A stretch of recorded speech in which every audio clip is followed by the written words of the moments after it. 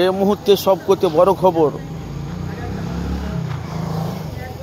ভাই, আপনারা দেখতে পাচ্ছেন সোশ্যাল মিডিয়ায় যে আইএসএফ এর দলটাকে নিয়ে বাংলায় বহুত জায়গাতে চর্চা হচ্ছে। তো ভাই, আপনাদের কাছে এমন একটা ফুটেজ নিয়ে আলোচনা করব, আমি একটু মনোযোগ দিয়ে শুনবেন।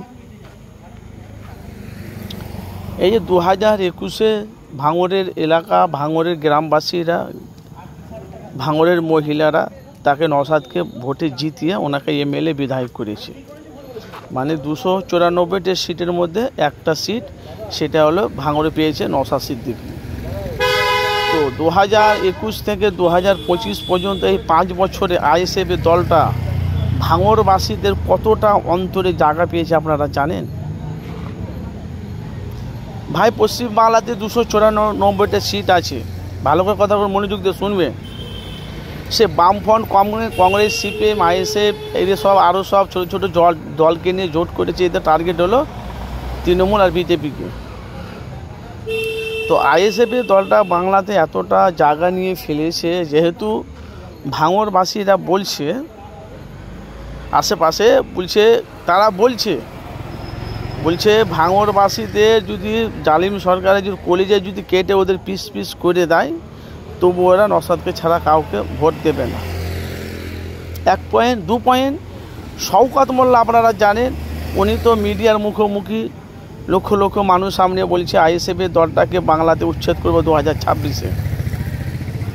যেহেতু শওকত মোল্লার এলাকা হলো ক্যানিং পূর্ব, আর ভাঙড়ের এমএলএ হলো নওশাদ সিদ্দিকী। ভালো করে কথা মনোযোগ দিয়ে শুনবেন।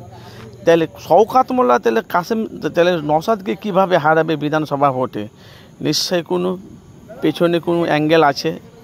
তো আপনাদের মূল্যবান মতামত জানাবেন। ভাঙড়বাসীরা নওশাদকে এতটা ভালোবাসে, মহব্বত করে, আইএসএফ এর দলটা এতটা জায়গা নিয়ে ফেলেছে।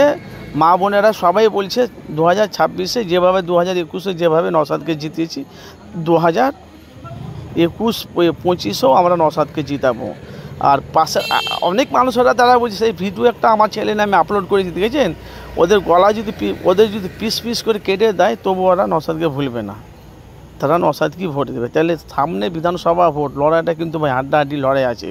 তো আপনারা যেখান থেকে আছেন, অবশ্যই আপনাদের মূল্যবান মতামত জানাবেন।